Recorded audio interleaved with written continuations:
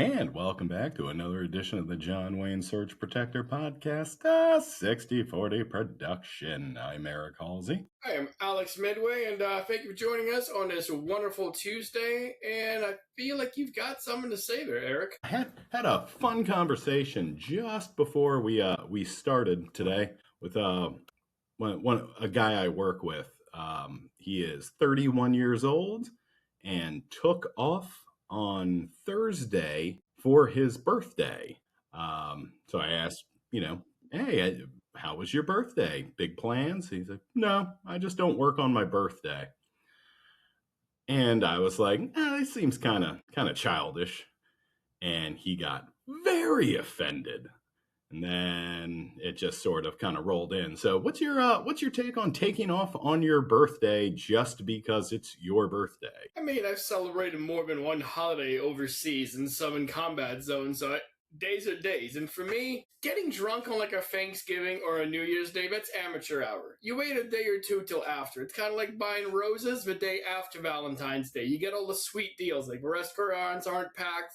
It doesn't have to be that day. You got about a week leadway. Yeah, I the way I likened it, I was like, I feel like if you're one of those people in your 30s that still just has to take their birthday off every year, you are like a quarter step away from becoming a Disney adult. No idea why I linked the two, but it just feels right, you know? Is he coming back to work on Friday? No. He just took last Thursday off. And I said, it's kind of weird to just take a rando Thursday in the middle of the week. You could slip that to a Friday and have yourself a 3-day weekend, baby. Well, and that's the question. Did he come back to work on the Friday after? He did. You know what? I respect his dedication to craft. Fair enough. I don't. I feel like it's a little juvenile to be in your 30s being like, I don't work on my birthday. Now, you know what? He's got his own jam. Like, you know what? He went right back to work like a sucker. Like he should have just taken 2 days off, but the fact that it's on a Thursday, and he's like, you know what? Instead of taking off on a Friday and the day that I'll be hung over and just not coming in and making a 3-day, he said, I'm not working the day of my birthday because of principle. And you know what? I can respect that. Yeah, I would respect it too. But taking a Thursday and then coming back in Friday just seems like sucker work to me. But I had a feeling you weren't going to agree with me. No, I mean, the smart play is essentially get done at work, phone it in halfway, you know what, maybe fake a tummy ache, leave it around lunch, get blasted hammered, and then take the Friday off, have a 3-day weekend, and use that Friday to recover. But he's sticking to his guns. And as petty as it is, I respect pettiness. Yeah, we do respect pettiness, but you know what? Just a differencing of opinions. Just a weird thing. It's a me thing. What about you? You got anything happening? There was another thing. Mine's actually work-related, too. I was listening to one of those NPR podcasts, and they were talking about, like, there's one person, he's like, yeah, man. He's like, I work over here in NASA, and I got passed over by a job. And then I asked him what I could have done better. He's like, nah, man, you're doing great. He's like, we just gave it to another person. And apparently the person who got passed over is like a 30-year-old up-and-comer, just busting in their rear end. And they gave it to like some 75-year-old boomer who already had the job. But they're like, yeah, I feel like having it again. He's like, what the F are these old people still doing here? It's like, retire already. And he was like, heard about that one. Well, many of them can't retire anymore because of, that fake stock market all of our retirements are tied to.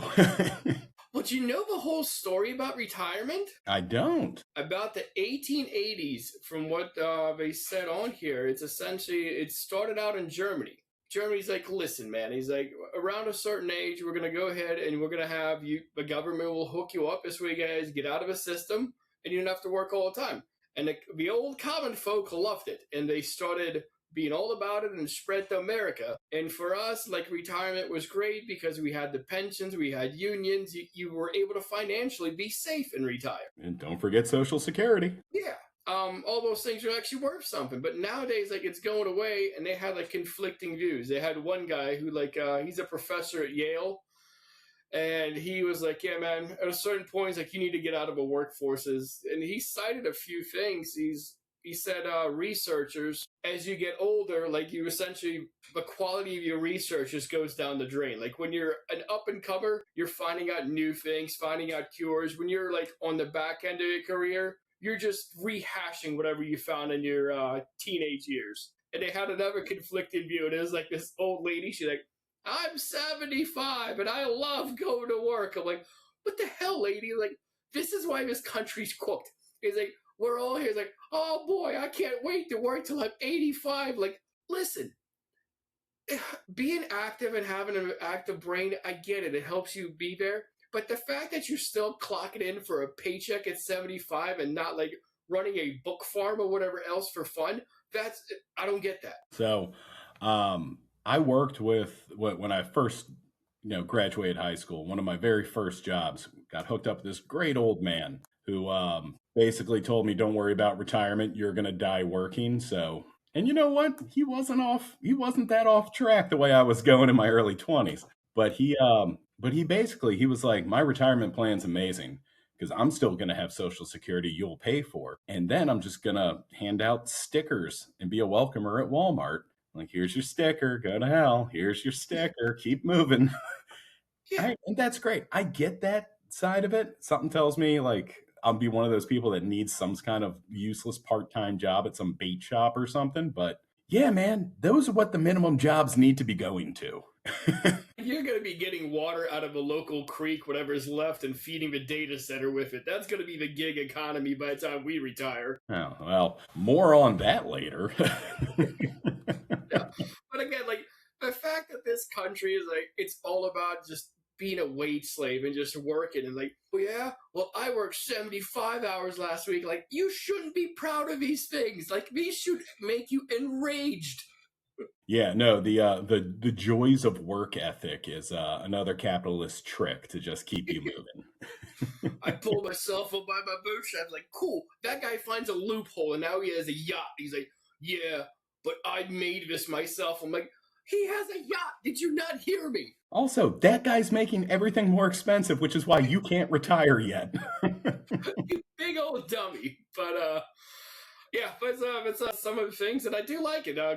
Great minds and dumb minds apparently think alike as well. Well, should we kick this pig? Get us rolling into the week? I got a little bit of a doozy here for you. I don't think you're getting this one unless you heard it. It's all right. There we go. Whatever reason why people are fleeing New York and California and Illinois, because they are stupid and they need a place to go, and that place was Florida. Who said it and in what context? Ooh, I don't know. This covers lots of bases and could be coming from any area. It says Florida, so I'm going to start with DeSantis. It is not. It is our friend, Congressman Byron Donalds, who you might understand is a U.S. representative in Florida. You want to know another fun fact about old Byron? I would love to know what Token else has to say. He was born in Brooklyn, New York. Some of stupid people running from New York to Florida, that's him. How are these people like gaining power? I don't understand. I will never understand how morons like this can ascend to the levels that they are. Like, I saw this last second. I was looking for something. I was like, oh man, I got to find out who said it and why. And I was just strolling through Twitter and it popped up on there. And it was essentially, I didn't see if it was his own campaign rally or what, but he says all this and the crowd's silent. And like one guy's like, yeah. It's like, no, dude, he's calling you stupid. Well, unlike most Republicans, I guess we can't call this one a liar. I guess he had a little Freudian slip out there on camera, but the fact that no one else is like, is he making fun of us? Yeah, just one guy not pulling off the slow clap to get everybody else around him. I found that kind of funny. I'll send you a link. I'll see if I can actually share or find a non-Twitter one to put up in the show notes. But I do. But Tesla ticker, we went from 328 to 332. Again, rumors of them merging with SpaceX are still around. But if you're the Seahawks, Rams, or Cardinals, you're probably doing a GoFundMe page to put Kyle Shanahan into another Tesla, because it came out that his little Tesla decided that it was a Japanese Zero circa 1940s when it verged into oncoming traffic. And Shanahan said, he's like, yeah, man. He's like, I've had Autopilot for like 9 years now. I feel very confident with it.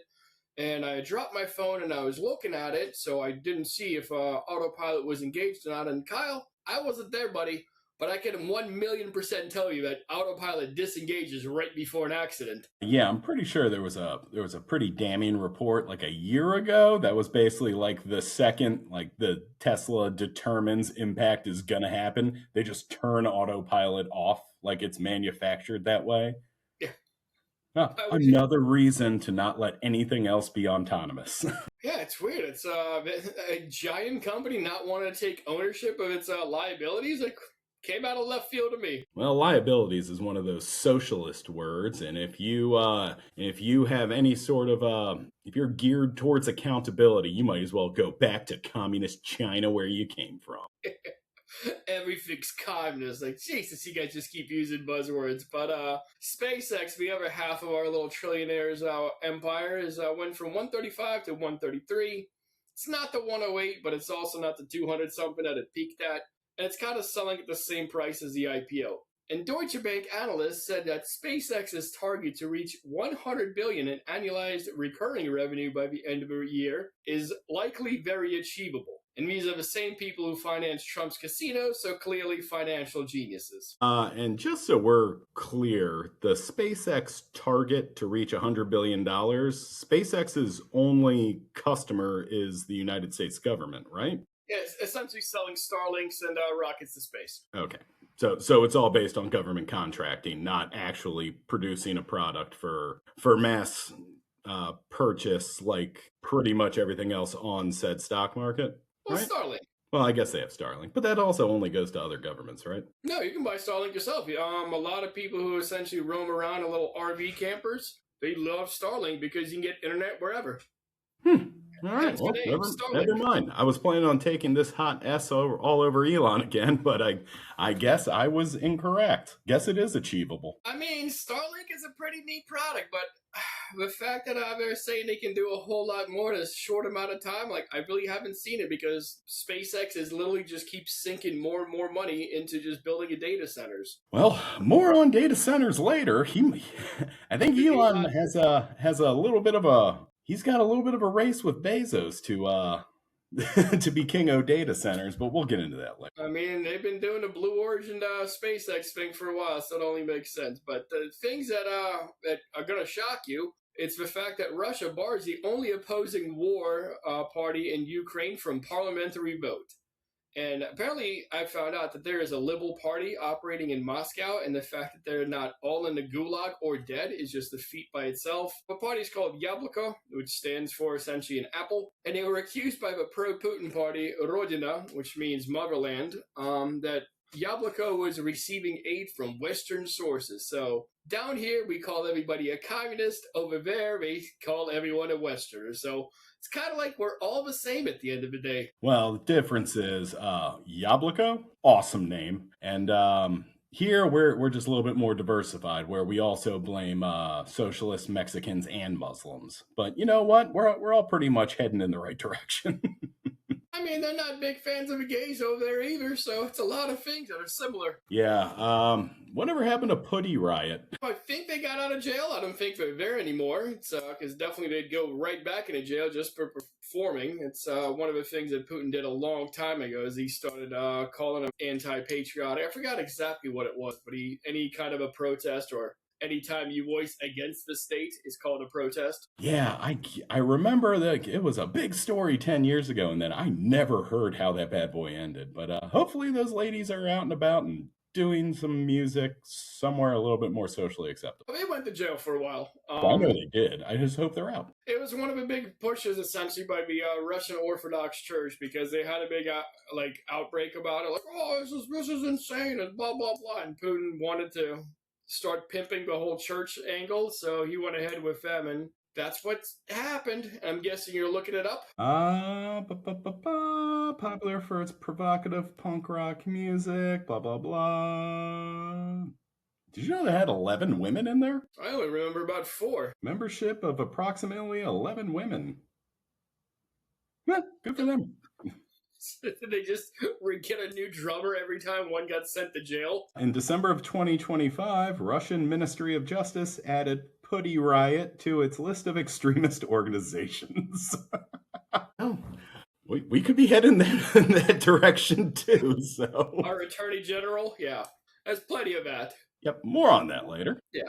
But the whole thing about the Yabloko party is that they had just about a 3% favor in a poll that's taken across, and they're still barred because they're the only party that is anti-war.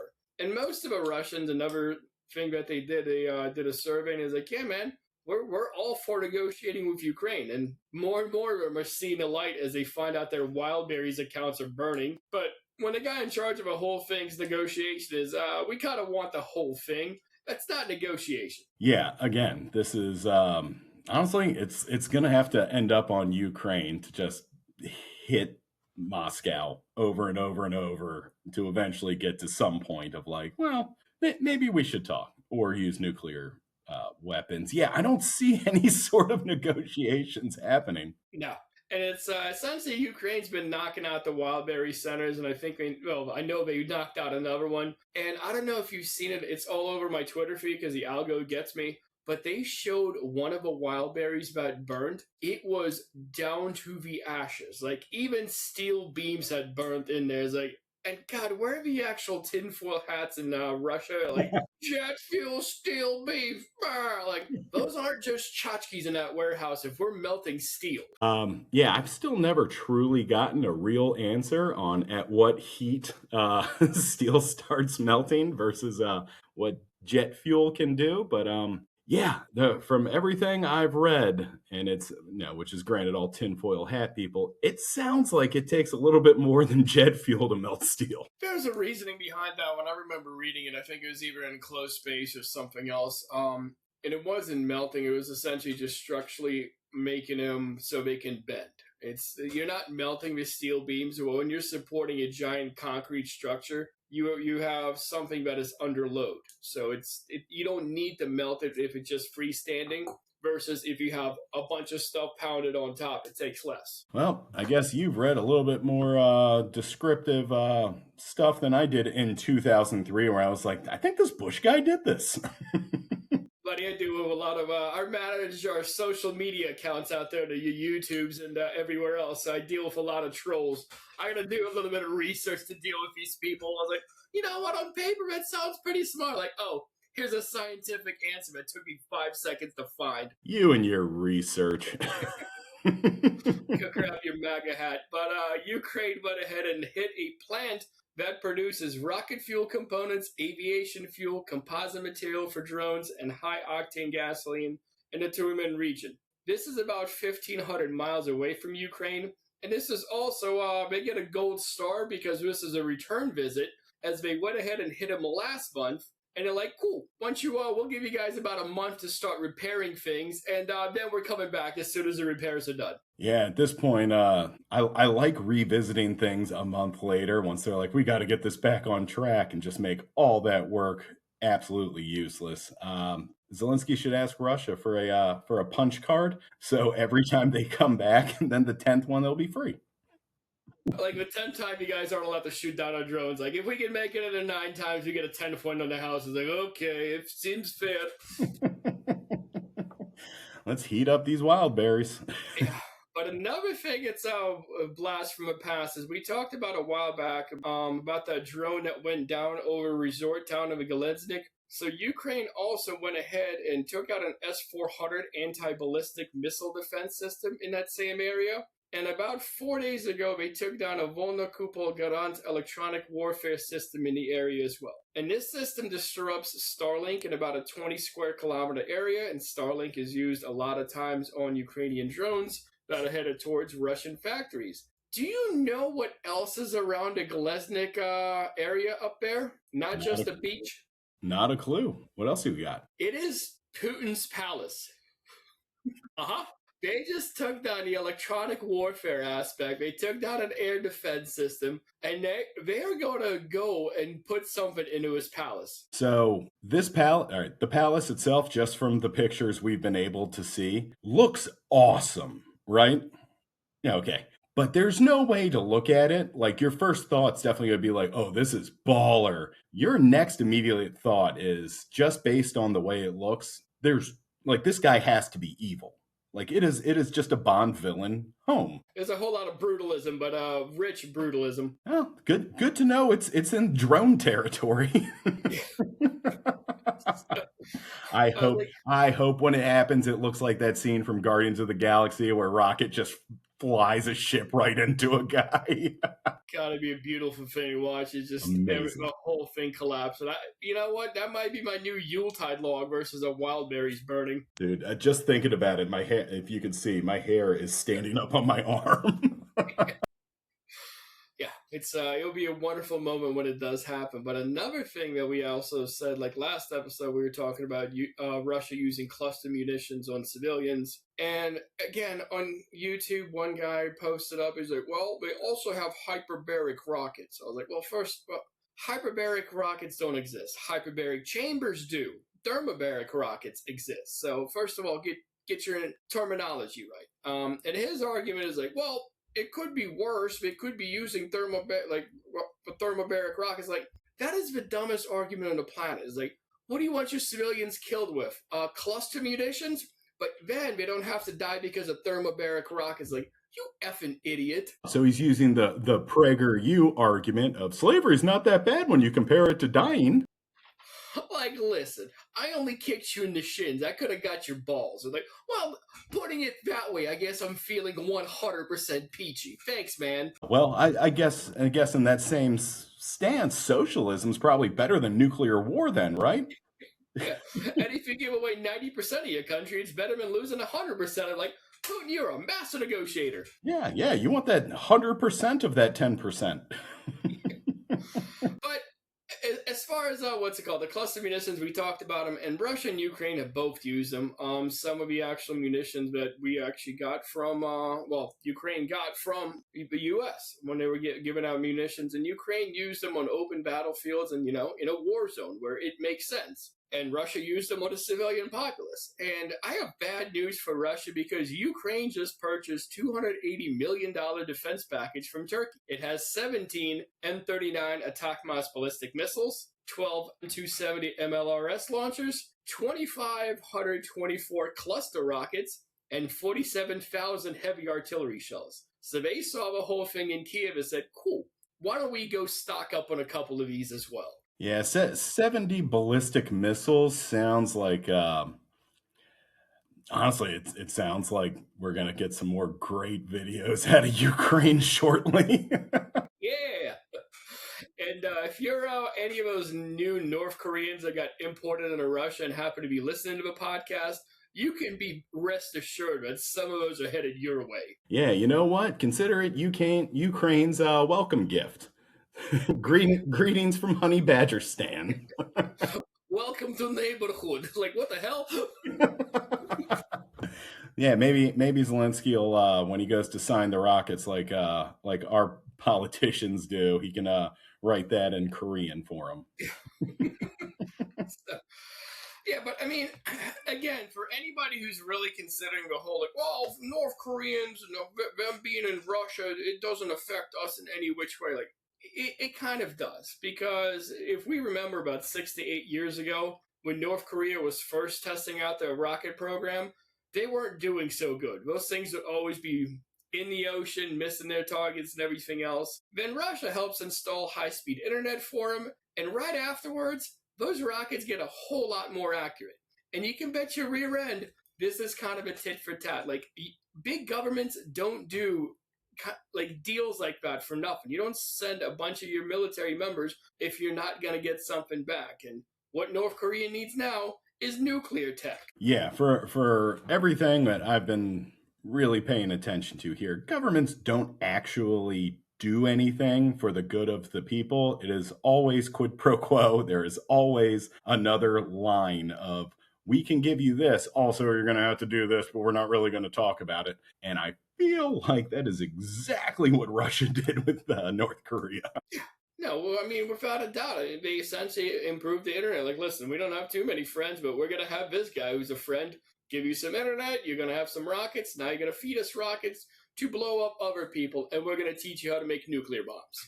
Well, when a Russian with a god complex is helping a underdeveloped brain in North Korea with another god complex, at some point the whole world just has to be like, no, we're not going to allow this.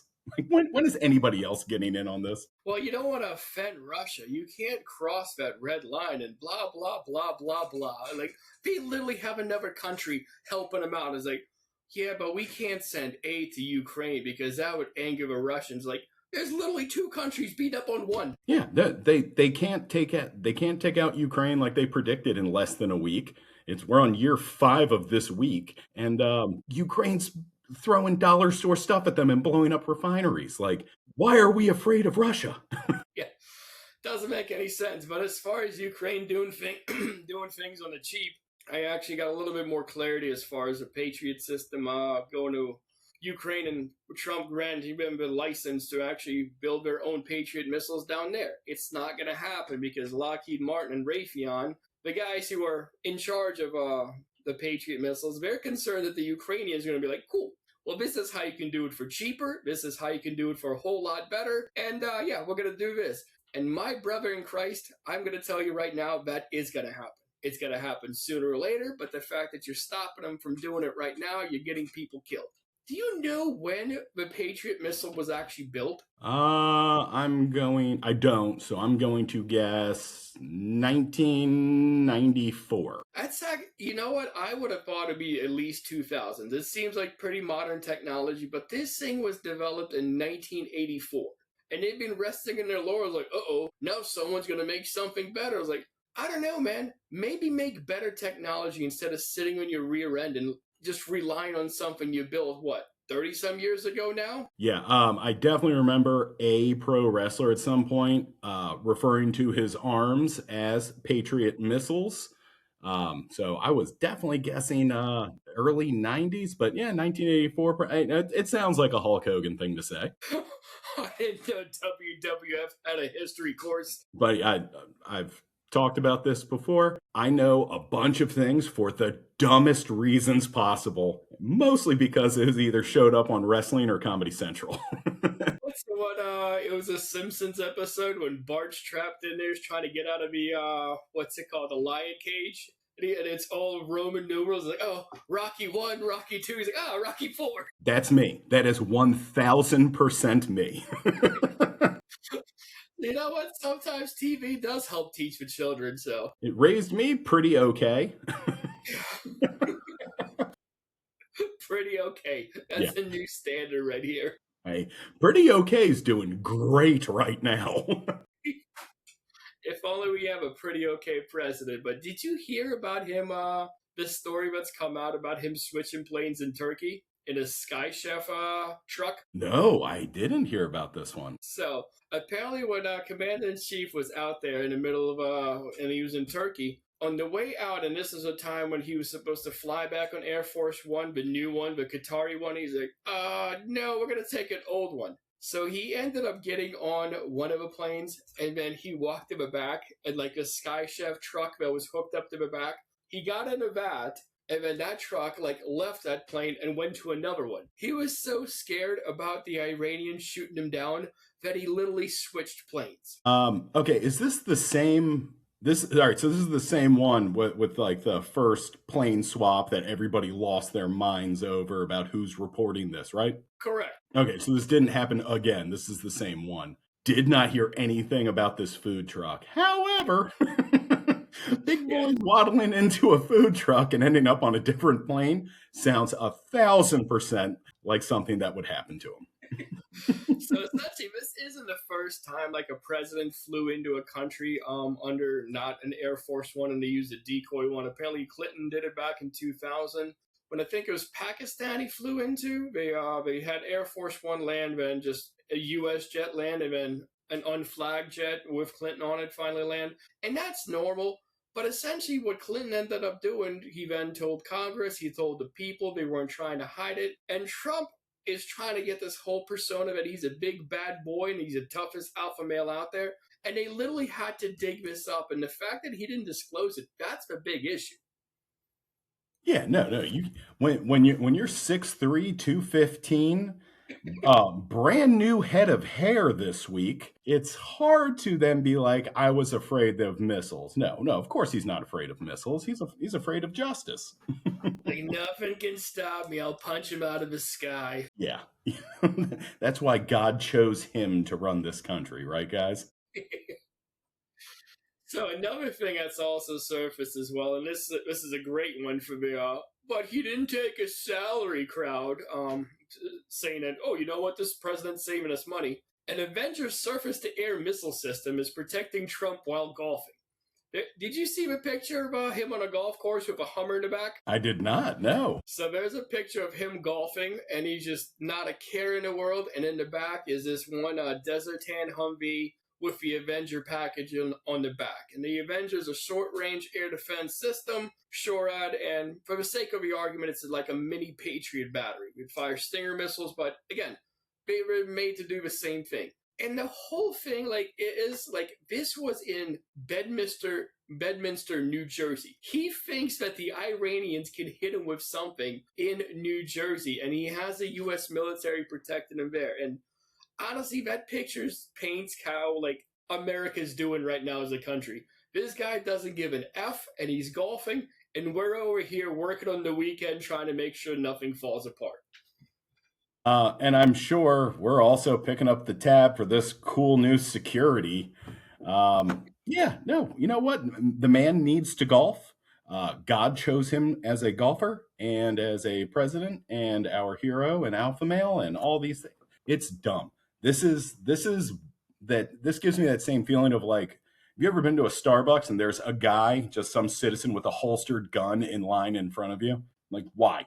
Why would, like, nobody here thinks you're a tough guy. We all think you're terrified. It's what's it called? It's one guy, like, they posted the pictures. It was the back of a guy's shirt. He's like, if you hear problems, get behind me because I'll run towards the problem. It's like, bro, this is Disney World. Like, relax. Yeah, the only thing you're going to get to hear is the ghost of Lindsey Graham and his little lollipop walking around.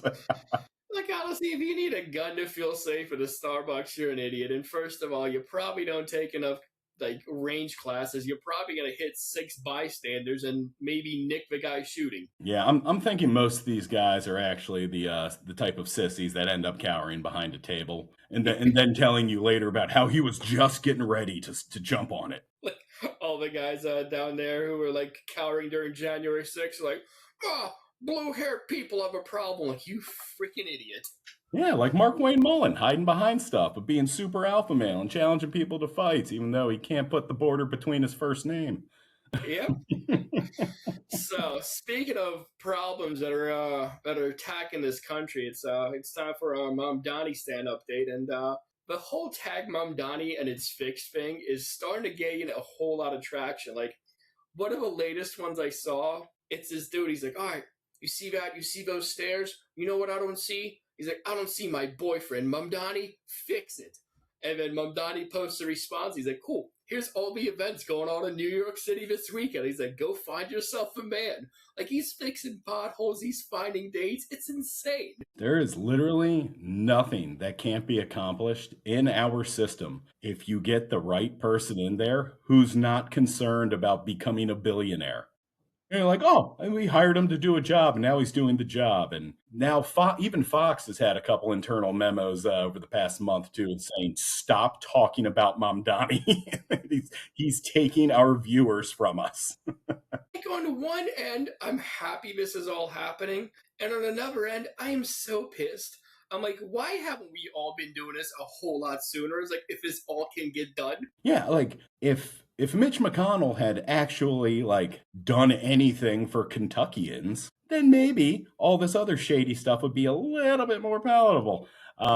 Probably not, but but at least he'd have that to hang his hat on. And now, all he has is that Chinese spy wife of his, and whatever maker or whatever happens to you in the afterlife. In Mitch's defense, I did read a whole biography about him. He did do a lot of things for his own place. And honestly, that's one of the things that is just kind of a double-edged sword. He's done a lot of things for the Republican Party, but one of those things is Donald Trump. So he has done a lot of things for what's it called, civil rights as well. He has done a lot for Kentucky, but he doesn't care who loses as long as he wins. So that's the downside to that. But he has done things for Kentucky. Yeah, well, fair enough. Can McConnell apologist Alex Halsey?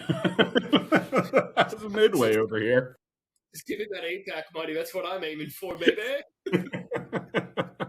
Yeah, hey, guys, send us some cash. We'll go through your conservative talking points. We don't care. And we're definitely cheaper than Tim Pool. Why Gazans are the worst thing to happen to this country. Like tonight on this episode, like, boy, these guys really turned heel fast. And again, I've got all the professional wrestling data in my brain. We can turn heel too. The opening sound of this podcast becomes the sound of my Ferrari. Absolutely. We don't need to be baby faces. We'll shill for cash. So before we do that, we do need to discuss this communist grab. Did you hear what Mamdani and his Delivery Protection Act that he's doing? Ugh, what does this un-American want to do now? So he's trying to take money out of hardworking shareholders. Apparently Amazon has their own delivery system. You've seen the Amazon trucks. And they get their packages from warehouse to distribution hubs. And down there, they have a contractor that takes over. And this last section is called, well, very well named, Last Mile Deliveries. The contractors are wearing the Amazon monkey suit. They got the Amazon lettering, and they deliver just Amazon stuff. But they're contractors. Amazon doesn't have to pay them benefits, be responsible for vehicles, or any kind of better pay. And surprisingly, Amazon said in regards to the Delivery Protection Act, this would lead to increased costs and slower deliveries for customers. It would see companies with massive delivery operations move their distribution hubs out of New York City to avoid the added regulation. Does that make any sense to you? Well, yeah. So I'm a capitalist, so bear with. Let me walk you down this road here. A lot of people think that having your hub of products right next to the people purchasing them would cut down on transit costs, so on and so forth. But actually, if you move it out of state and make the delivery process longer, it's more profitable to the shareholders not actually delivering the goods. So stop being a communist. Like, first of all, how is it going to take longer for my deliveries if your drivers are better well off? Like, we're paying them more, so they're driving slower. Like, that's not how that works. Like, happier workers work harder. Just ask the people at Costco versus the people at BJ's. And the whole thing, if you move the distribution hubs out of New York, the whole I'm going to take my ball and leave unless you guys give me all of these things. Like, first of all, that argument doesn't work. And second of all, your goods still need to get to New York City, you big idiots. Like, your distribution hub is farther outside. You still need to send more people into the city versus having a more localized location from where you can send them out. So the argument makes no sense. And the fact that the company reported $200 billion revenue in quarter two, which is up 20% over last year, like, you can't pay employees a living wage. Like, F you. Well, I see Bezos got sat next to the Walton family at that last elitist super secret meeting. But yeah, it's essentially Amazon's about to hook up onto that.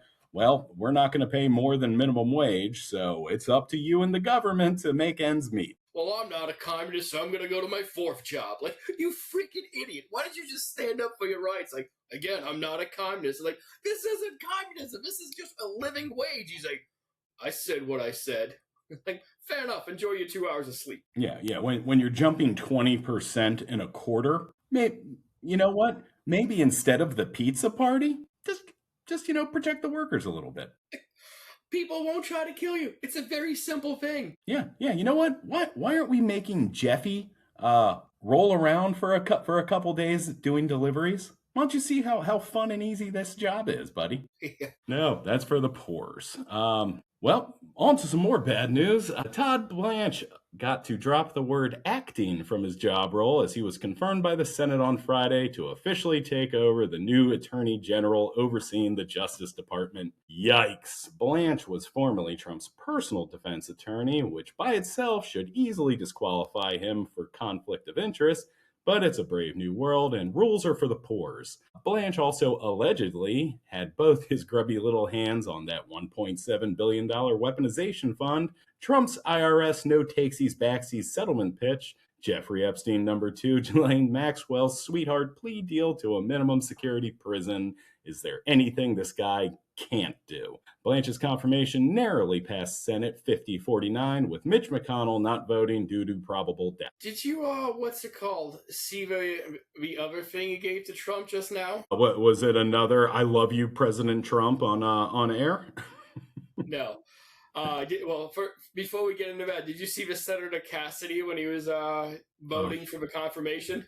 You mean where his voice cracked a little bit, like you could legitimately audibly hear his soul leave his body. He's like, just gonna take a seat in this cuck chair real quick and do whatever Big Daddy tells me. He's like, people are gonna hate me for this decision. What else is new? Is like, maybe stop making horrible decisions, dude. Yeah. Stop blaming others for hating you and stop doing hateful stuff.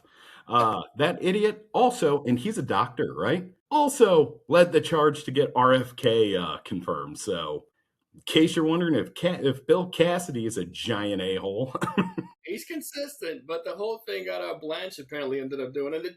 The DOJ is supposed to work very independently of everything else, but Blanche went ahead and he said that communications between Trump and any of his key advisors are now protected by employee, like client privileges. So beforehand, when you had any sort of oversight, or if this guy would be asking you crazy things like that go against the Constitution, you could subpoena those records. Blanche just went ahead and said, nah, those are now protected. Again, this is why you don't get to have your personal defense attorney running the whole Justice Department. But he didn't take a salary, so we're good. Yeah. But you know, Kamala did have a funny laugh, so we'd probably be in the same exact position, right? Democrats and Republicans, exactly the same, brother. Exactly the same, brother. Now, the child in me hates this because it sends a clear message that rules don't apply to the upper echelon, and have a confirmed a-hole like Blanche to run interference for Orange Daddy's crime rings somehow makes it all good and legal now. Terrifying. It's like traveling to a third world country where you get held up for bribes without the amazing ROI on your currency exchange. Literally the worst of both worlds here. But the adult in me is really worried more about how the Justice Department will be used in November at polling stations. Oh yeah, and he never really complied with that whole Epstein file release thing, so clearly he's going off of his predecessor's notes Bondi left him in his desk. I honestly want to know what happened to the 2A crowd. All the, did they just put down a "Don't Tread on Me" flags and just raise up a "Tread on Me Harder, Daddy" flags? No. They're definitely still have all of their time and effort pointed at the Starbucks barista with purple hair. So they're still proud patriots. Yeah, this AR is in case someone makes me use their pronouns. Like, that's your big claim to fame, homie? Like, it's not shooting citizens in America? It's like, no. It's pronouns. That's un-American. Like, you idiot. Doesn't God use pronouns in your little Bible that you guys keep throwing at us? Either way. But justice isn't the only thing getting scrapped, because you can also add Amazon's net zero carbon emissions by 2040 on that cut list. Amazon is currently planning to build a data center in Texas in Pecos County that is so big that it will pump out more CO2 emissions than Switzerland. I'm going to back it up a minute and slow this down real quick, because I feel like it requires reiteration. Amazon is planning on building a data center so big that it will pump out more emissions than the entire country of Switzerland on a yearly basis. USA. Well, they picked Texas, and everything's supposed to be bigger there, right? I mean, technically, the Swiss are very eco-friendly people. They live in the mountains. They're like, you know what? We have little small cars. We don't need giant trucks, and we just zoom around, and we ride bicycles. So maybe it was a low bar. Well, since we like bars, also will produce more emissions than the entire country of Ireland, which we're both under the impression is mostly bars. Yeah, there's a lot of farts going on out there, so that's a lot of carbon emission. Also mentioned in this, more emissions than Bulgaria on a yearly basis. I have no idea what Bulgaria's does. Now, more emissions than an Eastern European bloc country, but that's a little. We're getting up there in some heavy hitters. I'm assuming everything's still diesel there. I don't know. Yeah, they still have lead in their diesel, buddy. Yeah, and their paint on their walls and toothpaste. The gas-run data center will run 35 turbines that are estimated to spit out 33 million tons of CO2 emissions, which is almost 3 times more than the previously mentioned Switzerland did in 2024, which was only 12.6 million tons. I'm sorry, that was 2025, my mistake.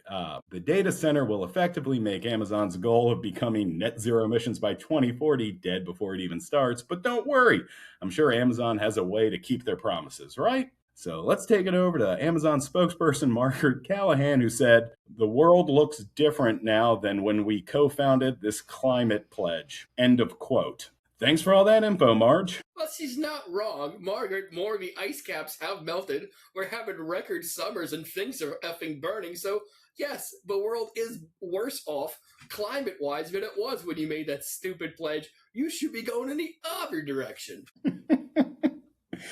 Nothing like a little bit of accountability, right? Thanks, Marge. Amazon wasn't going to